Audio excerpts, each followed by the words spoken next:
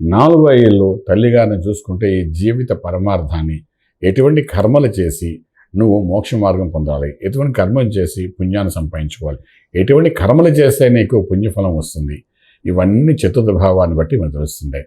చతుర్థ భావం కరెక్ట్ చేసుకుని వెళ్తే నీకు అక్కడ క్రమశిక్షణ 10వ భావంలో సరి అయిన కర్మ చేసి నువ్వు సరి అయిన పుణ్యాన్ని సంపాదించుకోవడానికి అవకాశం ఉంటుంది. లేకపోతే ఈ మానవ జన్మకి అర్థమే ఉండదు, పరమార్థమే ఉండదు. అంతే నేను చెప్పాలనుకుంది ఏంటంటే, అస్ట్రాలజికల్గా మనం ముందుకు వెళ్తే మనకిచ్చిన భగవంతుడు ఇచ్చిన 12 రాశుల్లో చతుర్థ భావం అన్నది ఒక డిసిషన్ మేకింగ్ అన్నమాట మన లైఫ్లోని.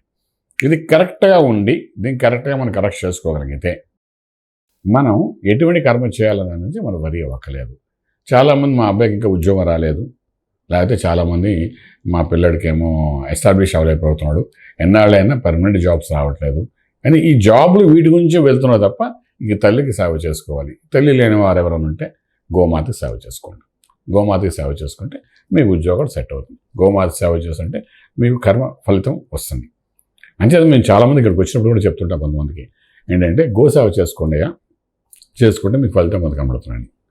సో ఇలాగ 4th హౌస్ని కానీ డెవలప్ చేసుకుంటూ ముందుకెళ్ళగలిగితే మీ ప్రొఫెషన్ బాగుంటుంది. మీ ప్రొఫెషన్లో మీ హైయెస్ట్ స్పీక్స్ కూడా అంటారు.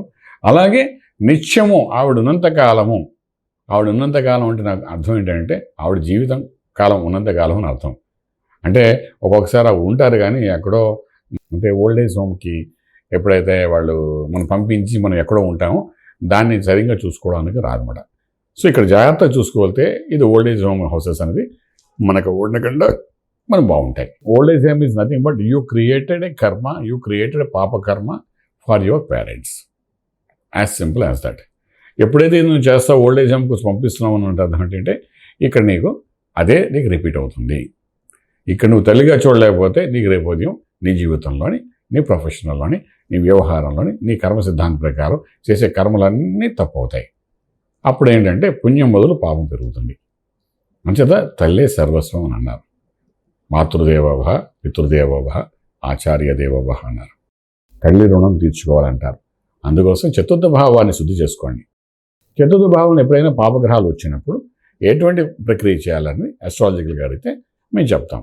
దాన్ని శుద్ధి చేసుకుంటూ తల్లి కానీ జాగ్రత్త చూసుకుని ఉండగలిగితే మీ జీవితంలోని సస్యశ్యామలుగా ఉంటూ ధనానికి కానీ దేనికి కూడా లోటు లేకుండా రాజమార్గంలో రాజ్యం పొందగలుగుతా చెప్పగలుగుతాం. శుభం వ్యాధం.